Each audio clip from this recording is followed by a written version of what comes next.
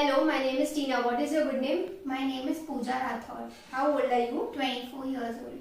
Okay. Pooja, so tell me, do you have spectacles? No, Make Did you sure have you any kind follow of good eye hand infection in the hygiene past? never. and take the Okay. patient's I will now consent before do starting a the visual acuity examination. test. Okay. So is that okay with you? Yes. Okay, we'll start. I ask the patient to be seated at a distance of 20 feet from the chart. We will use the Snellen's chart. I ask the patient to cover her eye with one card and read the smallest line of print as possible. Yes. The first line. E Next. F P Next. T O Z Next. L P E D. Okay. Repeat the same procedure with the other eye.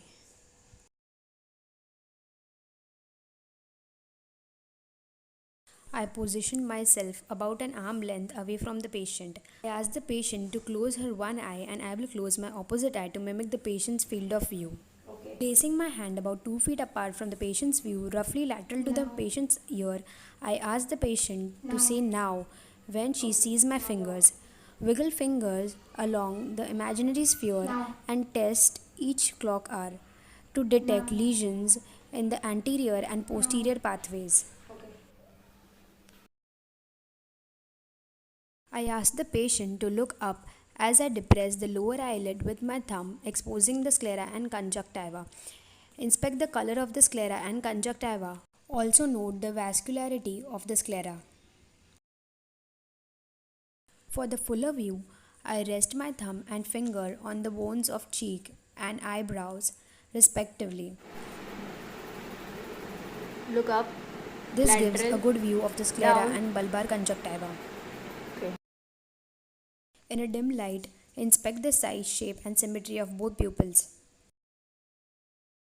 In dim light, I will test the pupillary reaction to light, performing direct reaction where pupillary constriction is in the same eye, and consensual reaction where the pupillary constriction is in the opposite eye. Repeat this procedure in both the eyes. Holding a pen about 10 centimeters from the patient's eye, I ask the patient to look alternately at it and into this distance behind it, while I check the pupillary constriction with near effort and convergence. Now I will assess the extraocular muscles to note any disconjugate gaze, nystagmus or lid lag. I ask the patient to follow the pen as I move it in 6 cardinal directions of gaze, making a wide H in the air. There was no nystagmus or lid lag. For the conversion test, I asked the patient to follow the pen as I move it toward the bridge of her nose. The converging eyes follow the pen. I will be examining your ears. Is that okay with you? Yes. I will be inspecting your auricles first. Okay? Inspecting the auricle and surrounding tissue for any deformities, lumps, skin lesions.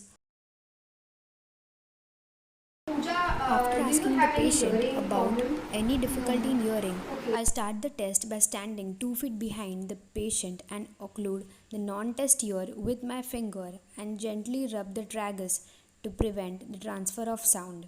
I ask the patient if she can hear anything with the non-test ear. I will exhale before whispering to ensure a quiet voice. Now I will whisper a combination of 3 numbers and letters and ask the patient to repeat it. A1B. Now this ear. Repeat this procedure in the other ear.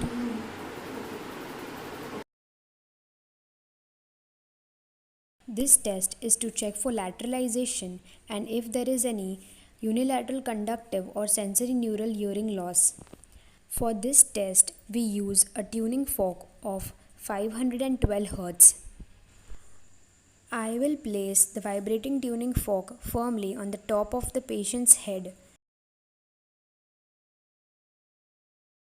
and ask where the patient hears the sound. Placing the base of the vibrating tuning fork on the patient's mastoid bone, I asked the patient if she can hear anything.